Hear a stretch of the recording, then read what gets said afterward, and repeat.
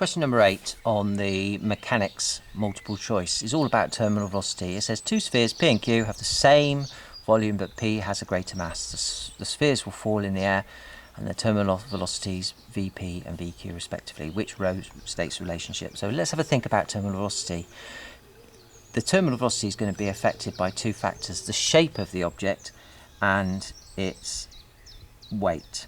Now, the larger the weight, the larger the mass, the greater the weight, and therefore it takes longer for a heavier object to reach terminal velocity.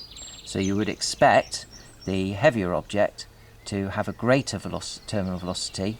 So P has the greater mass, so you'd expect the terminal velocity of P to be greater than that of Q in this case, because it takes longer for the air resistance to balance out the weight, because when an object's falling you have the air resistance acting upwards, or the drag, the weight acting downwards, and when they're equal you reach terminal velocity. And if the weight is larger, it takes longer. So you'd expect the terminal velocity of P to be greater than that of Q.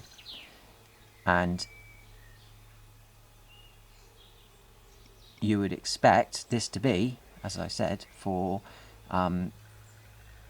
it takes longer for P to reach its terminal velocity. So that's what we're looking for in the answer. So A says Vp is equal Q. No, Vq is greater than P for answer B. That's not correct.